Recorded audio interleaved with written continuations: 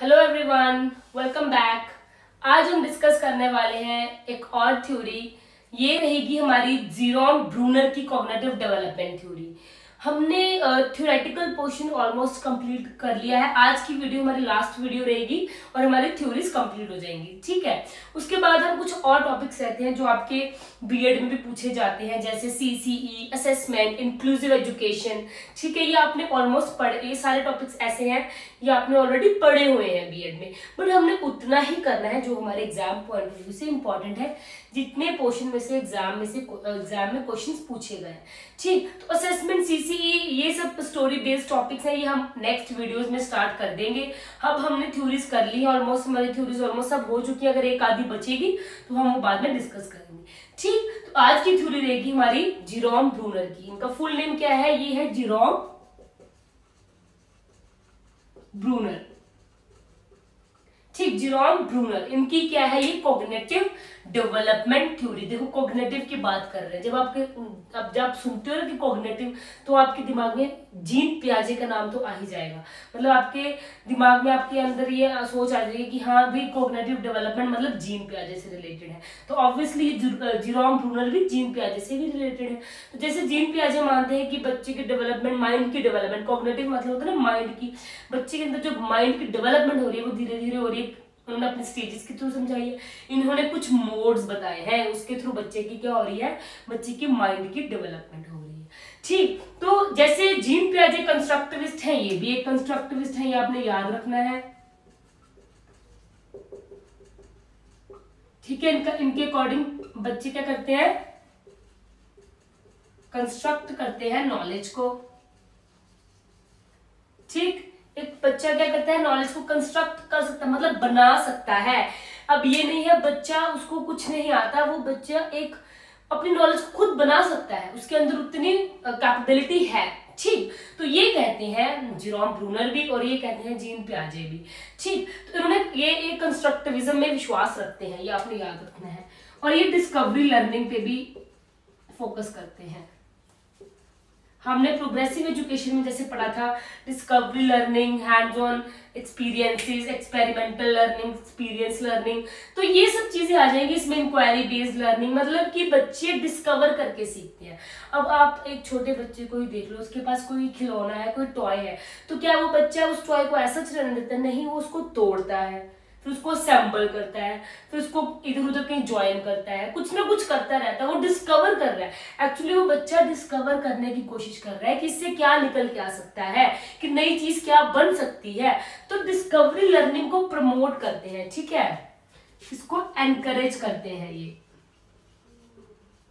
ठीक। Jerome Bruner क्या करते हैं? एनकरेज करते हैं डिस्कवरी लर्निंग को, कि टीचर को डिस्कवरी लर्निंग को क्या करना चाहिए? प्रमोट करना चाहिए, बच्चे के अंदर डिस्कवरी लर्निंग करवानी ही चाहिए, ठीक। ये कहते हैं जेरोम ब्रूनर भी, ये भी डिस्कवरी लर्निंग पे विश्वास रखते हैं और ये स्कैफोल्डिंग पे भी विश्वास रखते हैं।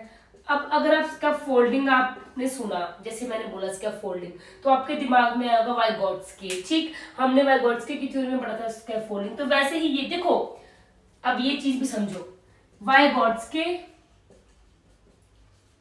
पियाजे, जीन पियाजे, ब्रूनर, ये सब कौन है? ये कंस्ट्रक्टिविस्ट है, ठीक। तो कंस्ट्रक्टिविस्ट कहते हैं कि बच्चे नॉलेज को कंस्ट्रक्ट कर सकते हैं। ये तीनों कौन है? कंस्ट्रक्टिविस्ट है। इनके अकॉर्डिंग बच्चे नॉलेज को कंस्ट्रक्ट करते हैं। ये सब फोकस करते हैं डिस्कवरी लर्निंग में, ये सब फोकस करते हैं बच्चे की नॉलेज को खुद बना सकते हैं, ठीक। तो ये चाहते हैं कि बच्चा खुद नॉलेज को बनाए, ये कहते हैं कि बच्चे खुद नॉलेज को बना सकते हैं, ठीक। जैसे हमने प्रोग्रेसिव एजुकेशन में भी पढ़ा था। तो इनके अकॉर्डिंग बच्चे नॉलेज को खुद बना सकते हैं, क्योंकि ये तीनों क्या मानते हैं? ये तीनों कंस्ट्रक्टिविज्म को मानते हैं, ठीक। तो स्कैफोल्डिंग को भी मानेंगे ऑब्वियसली। फिर जेरोम ब्रूनर मानते हैं कि स्कैफोल्डिंग मतलब सिर्फ स्कैफोल्डिंग, हम अगर फिर से इसको एक बार रिकॉल करें तो स्कैफोल्डिंग का मतलब होता है किसी को, बच्चे को हेल्प या कोई असिस्टेंस प्रोवाइड करना, ठीक। असिस्टेंस प्रोवाइड करना मतलब हेल्प प्रोवाइड करना बाय एमकेओ। एमकेओ मतलब कोई मोर स्किल्ड बंदा, मोर नॉलेजेबल,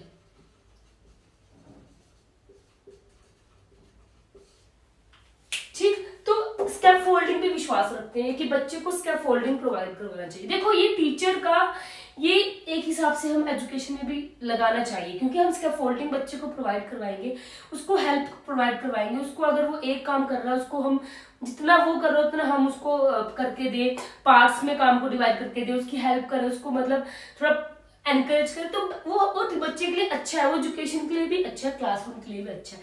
मतलब वो एक लर्निंग बहुत अच्छी तरीके से जाएगी, क्योंकि हमें बच्चे को हेल्प प्रोवाइड करवानी है, और हेल्प ऐसी नहीं कि जो हम जिससे बच्चे की डेवलपमेंट अच्छे से नहीं हो पाए, ऐसी हेल्प जिससे बच्चे की कॉग्निटिव डेवलपमेंट अच्छे से हो पाए। ठीक, तो स्कैफोल्डिंग पे विश्वास रखते हैं, ये डिस्कवरी लर्निंग पे भी विश्वास रखते हैं, और ये कंस्ट्रक्टिविस्ट है। और एक और चीज बहुत ही इंपॉर्टेंट, बहुत ही ज्यादा इंपॉर्टेंट है, जो इनका जो मेन जिन पे इन्होंने फोकस किया वो है स्पाइरल करिकुलम। ये बहुत इंपॉर्टेंट टर्म है। इन केस क्वेश्चन देखो डायरेक्ट क्वेश्चन नहीं भी पूछेंगे तो आपको घुमा फिरा के पूछेंगे कि स्पाइरल करिकुलम का क्या मतलब है।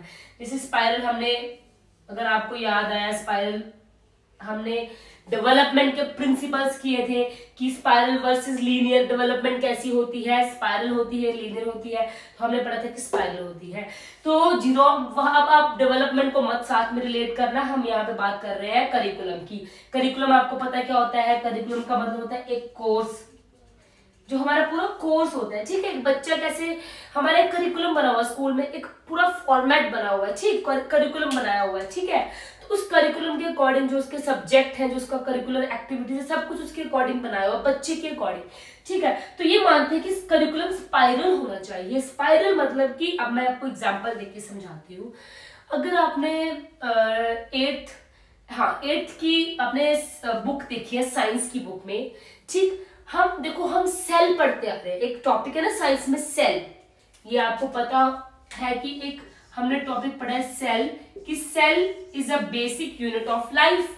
हम ये पढ़ते आ रहे हैं छोटी क्लासेस से ही, हम 8th से स्टार्ट हो गए सेल पढ़ना, बट हमने वही सेल 9th में भी पढ़ा। अब उस सेल की डिविजन हो गई। पहले हमने बेसिक पढ़ लिया, बेसिक यूनिट ऑफ लाइफ, इतना पढ़ लिया सेल के बारे में।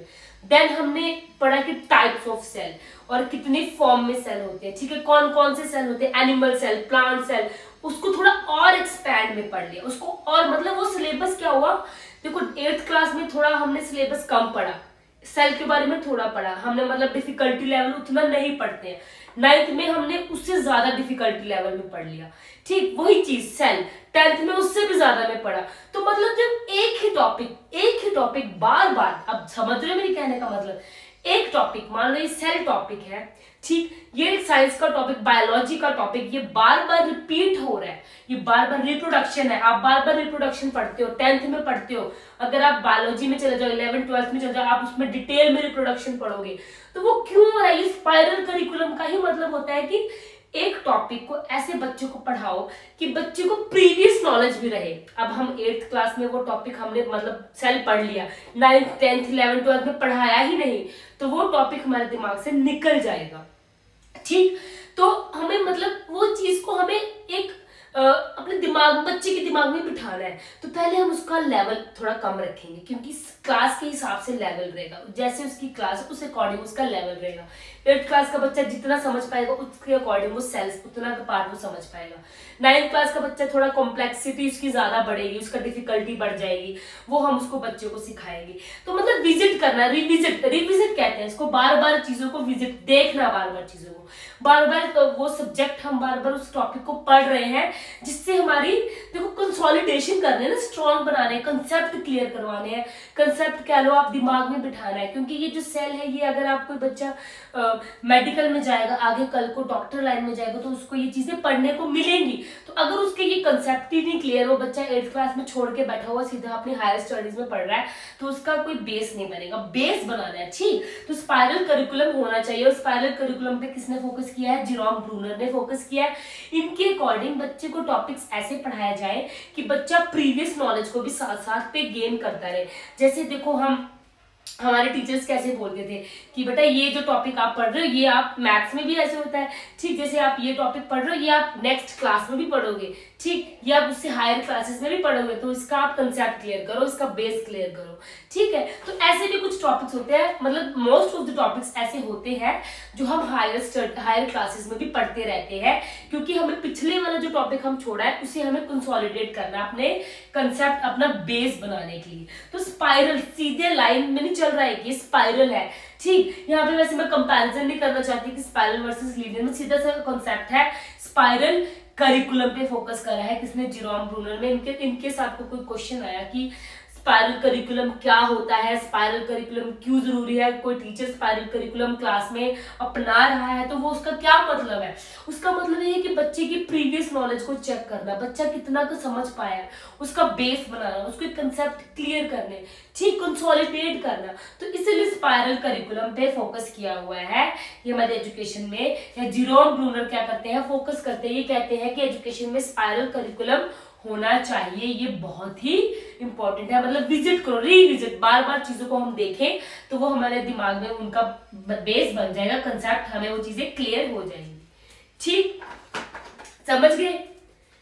तो ये चीज थी, स्पाइरल करिकुलम पे इन्होंने फोकस किया है। कंस्ट्रक्टिविस्ट है ये इनका, थोड़ा सा इनका मैं आपको बता दूं कि क्या क्या इनके बारे में, मतलब छोटी सी इंफॉर्मेशन। ब्रूनर है, कंस्ट्रक्टिविस्ट है ये, डिस्कवरी लर्निंग पे फोकस करते हैं, स्कैफोल्डिंग पे भी। अब तीनों ये जैसे वाइगोट्स्की, पियाजे, ब्रूनर, ये सब क्या है, ये कंस्ट्रक्टिविस्ट है। ये कहते हैं बच्चे नॉलेज खुद बना सकते हैं, हमें एज अ फैसिलिटेटर, टीचर को एज अ फैसिलिटेटर काम करना है, और टीचर का काम है स्कैफोल्डिंग प्रोवाइड करना, क्योंकि हम मोर नॉलेजेबल अदर्स हैं, ठीक, हम उनसे ज्यादा स्किल्ड है। अगर आप बच्चा है हमसे ज्यादा स्किल्ड है ऑब्वियसली, तो हमें बच्चे को, हम उसको हेल्प प्रोवाइड करें, ना कि हम अपने तरीके से उन पे वो थोपे, ठीक। तो ये चीजों पर उन्होंने फोकस किया है, स्कैफोल्डिंग पे फोकस किया है। स्पाइरल करिकुलम बहुत इंपॉर्टेंट है, ये आप समझ जाओ कि क्यों जरूरी है, क्योंकि प्रीवियस नॉलेज को हमें क्या करना है, कंसोलिडेट करना है, और बच्चों को रिविजिट करें चीजों को, ठीक है, बार बार बच्चे उस चीज को देखें। अगर जैसे मैंने बताया, अगर सेल टॉपिक आप 8th क्लास में पढ़ रहे हो तो वो आप हायर स्टडी में थोड़ा वास्ट पढ़ोगे,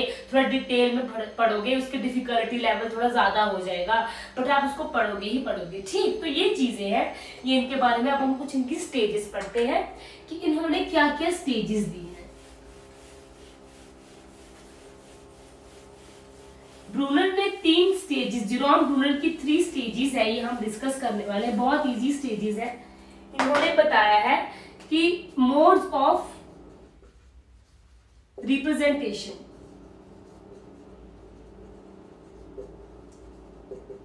थ्री मोड्स बताया कि जिससे लर्निंग, देखो लर्निंग की थ्योरीज है ये भी लर्निंग से डेवलपमेंट है या लर्निंग है, एक ही चीज है। लर्निंग कैसी हो रही है, पहले ये कहते हैं इनएक्टिव, ठीक, सेकेंड ये कहते हैं iconic, and last is symbolic,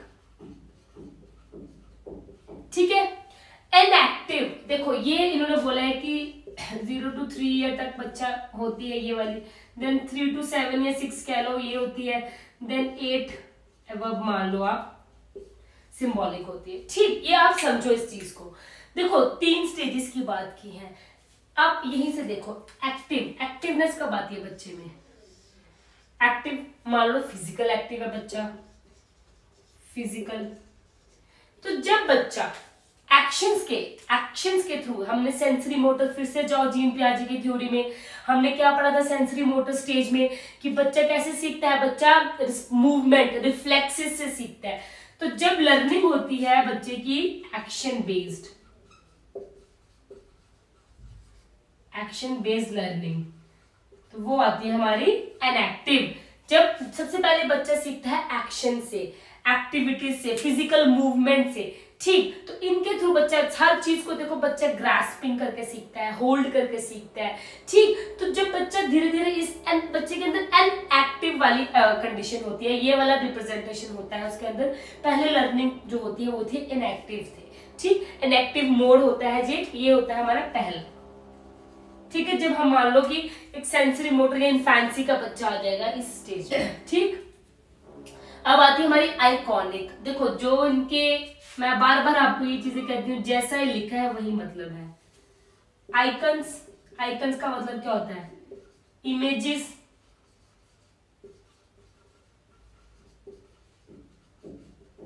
सबसे पहला बच्चा फिजिकली, देखो सेंसरी मोटर स्टेज से रिलेटेड स्टेज है ये, जैसे हमने सेंसरी मोटर में पढ़ा था कि बच्चा फिजिकल मूवमेंट, सेंसेस से बच्चा सीखता है, फिजिकली चीजों को टच करके सीखता है, और रिफ्लेक्सेस, मूवमेंट्स, एक्शंस, इन सब चीजों से बच्चा सीखता है। ठीक, उसके बाद हमारी आ जाती है अर्ली चाइल्डहुड, जब बच्चा कैसे सीखता है, इमेजेस। ठीक, ये हमारी आइकॉनिक, आइकन्स क्या होते हैं, इमेजेस क्या होती है। ठीक, बच्चा आइकन्स के थ्रू, इमेजेस के थ्रू सीख रहा है। तो लर्निंग जो होगी, देखो जब इस स्टेज में हम मान के चलते हैं अर्ली चाइल्डहुड, प्री स्कूलर्स को, ठीक, कैसे सीखते हैं बच्चे, हम सबसे पहले बच्चों को देखते हैं, बच्चे कार्ड्स, ठीक, एप्पल, उसको हम अगर अल्फाबेट्स पढ़ा रहे हैं, उनको सबसे पहले हम इमेजेस दिखाते हैं, देखते हैं ना बच्चे कितनी जल्दी सीखते हैं, रेड एप्पल सीख जाएंगे, ए फॉर एप्पल। ठीक, तो बच्चा इमेज से सीख रहा है, आइकन से सीख रहा है बच्चा। ठीक है, तो विजुअली बच्चा सीख रहा है जिसमें। ठीक, तो आइकॉनिक मींस आइकन, चीजों को देख के, इमेजेस में देख के बच्चा, इसमें तो बच्चा देखो पूरा फिजिकली देखेगा, उसको अभी इमेजेस तक नहीं आएगा बच्चा, पर यहाँ पे बच्चा इमेज, आइकन, विजुअली चीजों को देख के सीखने लग पड़ता है। ठीक, द लास्ट आएगी हमारी जो, जब बच्चा एब्स्ट्रैक्टली, सिंबल्स का मतलब क्या होता है, इसके बाद आएगी आइकॉनिक के बाद सिंबल्स का मतलब होता है, सिंबल्स देखो ना, जैसे लैंग्वेज का यूज हो रहा है, जैसे हमारे सिंबल्स, जब हमारे सिंबल्स, नंबर्स, अल्फाबेट्स, लेटर, सब कुछ सिंबल्स में सब कुछ आ जाएगा। जब हम, जैसे हम अभी हैं कि हम एब्स्ट्रैक्टली अब हम लिख रहे हैं, यहाँ पे आप इस चीज को समझ पा रहे हो, आप समझ पा रहे हो, सिंबल समझ पा रहे हो, ये चीजें जो मैंने यहाँ पे बोर्ड पे लिखी है आप इसे समझ पा रहे हो। जो 8 से ऊपर वाली जितनी स्टेज होगी वो यही हो जाएगी, सिंबॉलिक मोड ऑफ रिप्रेजेंटेशन। ठीक, तो ये 3 स्टेजेस हैं, ये 3 मोड्स बताए हैं उन्होंने कि इसके थ्रू बच्चे में लर्निंग होती है। ये किन्होंने बताया है, ब्रूनर ने, ये आपने याद रखना है कौन कौन सी। एंड एक्टिव, एक्टिव से याद रखना, जैसे फिजिकली एक्टिव होता है बच्चा, एक्शन बेस्ड होता है, जो जैसे यहाँ पे एक्टिव लिखा है तो एक्शन बेस्ड लर्निंग हो रही है। आइकॉनिक, आइकन या इमेजेस के बेस्ड लर्निंग हो रही है।